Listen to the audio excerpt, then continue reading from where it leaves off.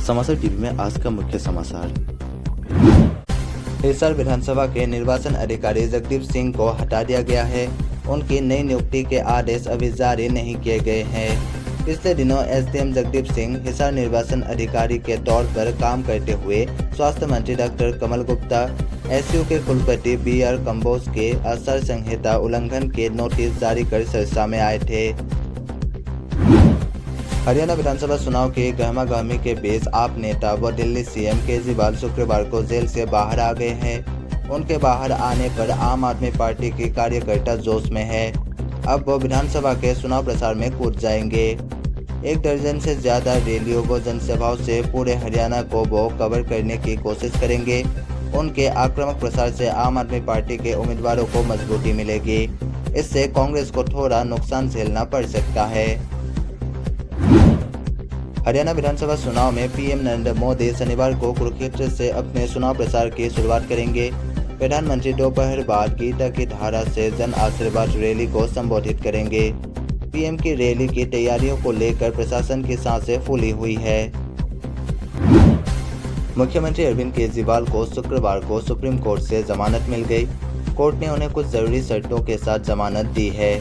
जमानत मिलने के बाद कल केजरीवाल तिहाड़ जेल से बाहर आ गए, जिसके बाद सीएम केजरीवाल आज पत्नी सुनीता केजरीवाल संग कनॉट प्लेस स्थित प्रसिद्ध हनुमान मंदिर पहुंचे और वहां दर्शन कर आशीर्वाद लिया।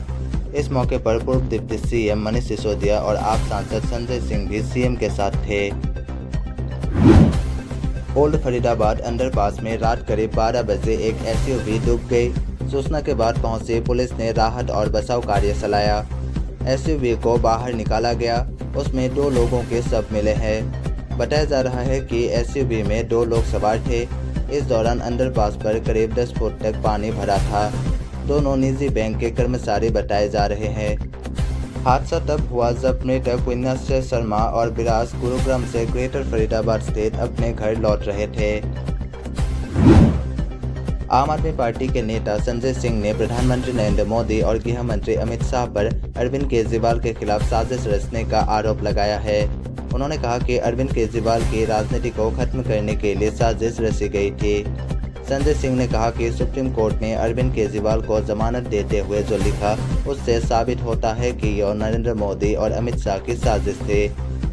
ये कुचक्र आम आदमी पार्टी और अरविंद केजरीवाल की राजनीति को खत्म करने के लिए रचा गया था, लेकिन केजरीवाल के नेतृत्व में हमारी पार्टी मजबूती के साथ खड़ी रही। मुख्यमंत्री अरविंद केजरीवाल को जमानत मिलने के बाद अब आम आदमी पार्टी की सियासी सक्रियता बढ़ेगी। केजरीवाल के हरियाणा चुनाव के सियासी अखाड़े में उतरने से आप का चुनावी अभियान तेज होगा। प्रदेश में अपने दम पर लड़ रही आप के संयोजक केजरीवाल रैलियों, रोड शो, नुक्कड़ सभाओं के जरिए अपने उम्मीदवारों के हक में सियासी हवा बनाएंगे। इसके लिए पार्टी रणनीतिकारों ने होमवर्क शुरू कर दिया है। नोएडा जिलाधिकारी मनीष कुमार वर्मा का शुक्रवार को एक्स अकाउंट हैक कर लिया गया। हैकर्स ने पोस्ट में कांग्रेस के वरिष्ठ नेता राहुल गांधी व पार्टी के राष्ट्रीय प्रवक्ता सुप्रिया श्रीनेत के बारे में अभद्र टिप्पणी कर दी। यह टिप्पणी सुप्रिया की ओर से पीएम नरेंद्र मोदी को लेकर की गई एक पोस्ट पर की गई थी। इसके बाद सोशल मीडिया पर कुछ ही देर में लोग इस पोस्ट पर सवाल उठाने लगे। इसकी सूचना डीएम को मिली तो वो भी हैरान रह गए। उन्होंने बताया कि किसी की शरारत है, यह कैसे हुआ इसकी जानकारी नहीं है। उत्तर प्रदेश की योगी सरकार ने शुक्रवार देर रात 29 IAS अधिकारियों के तबादले किए हैं। कई जिलों के जिलाधिकारियों के भी तबादले किए गए हैं। मेरठ, प्रयागराज और जौनपुर, मुजफ्फरनगर जैसे जिलों के डीएम शामिल हैं। सरकारी लिस्ट के अनुसार सभी अधिकारियों को तत्काल नए पदों की जिम्मेदारी ग्रहण करने के निर्देश जारी हुए हैं। आगरा में 2 दिन की भारी बारिश मकानों पर कहर बनकर टूटी। जिले में 185 मकान बारिश के कारण गिर गए। इनमें से 120 पक्के और 65 कच्चे मकान हैं। इनके अलावा 3 झोपड़ियां और 7 पशुशालाओं को भी नुकसान पहुंचा है। बारिश से गिरे मकानों के मलबे में दबकर एक की मौत हुई है, जबकि 4 लोग घायल हुए हैं।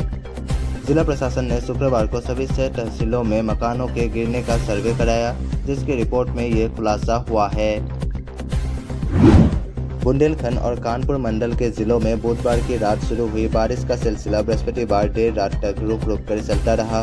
इसके चलते गंगा यमुना के साथ ही केन और बेतवा भी उफना गए हैं। हमीरपुर, जालौन, बांद्रा, चित्रकूट और फर्रुखाबाद में नदी के तटवर्ती इलाके जलमग्न हो गए हैं। हमीरपुर व जालौन के दर्जनों गांव पानी से घिरे हुए हैं। उधर हरदोई में शुक्रवार को 90 मिलीमीटर बारिश रिकॉर्ड की गई। पूरे प्रदेश में कच्चे मकान गिरने की घटनाओं में 17 लोगों की मौत हो गई। सांस्कृतिक राजधानी काशी से देश की राजधानी दिल्ली को जोड़ने वाली वंदे भारत एक्सप्रेस में 624 सीटें बढ़ जाएंगी। प्रयागराज और कानपुर होकर दिल्ली आवाजाही करने वाली दोनों वंदे भारत में 4 कोच बढ़ाए जाएंगे। पहले सिर्फ एक ही ट्रेन में यह व्यवस्था हो रही थी, लेकिन रेलवे बोर्ड ने दोनों ट्रेन में 4 कोच बढ़ाने की आदेश दिया है। भदोही के सपा विधायक जाहिद जमाल बेग और उनकी पत्नी सीमा बेग के खिलाफ शुक्रवार की देर रात विभिन्न धाराओं में मुकदमा दर्ज किया गया। बाल कल्याण समिति के चेयरमैन पीसी उपाध्याय की संस्तुति पर श्रम विभाग ने केस दर्ज कराया। मुकदमे में बरामद नौकरानी के साथ मारपीट और प्रताड़ित करने का भी जिक्र किया गया है। उत्तर प्रदेश में मानसून अपनी पूरी ताकत के साथ सक्रिय है।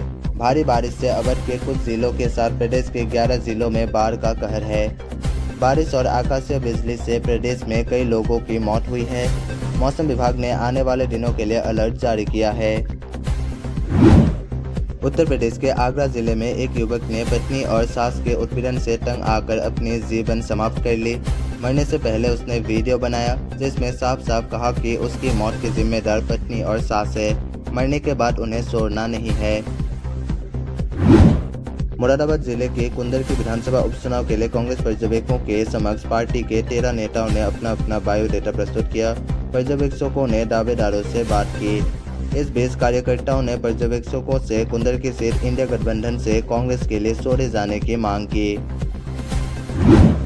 बरेली सितारगंज हाईवे के चौड़ीकरण के लिए भूमि अधिग्रहण के दौरान अफसरों और 19 रसूखदारों ने सांठगांठ करके पीलीभीत जिले में 58.91 करोड़ रुपए का घोटाला किया है।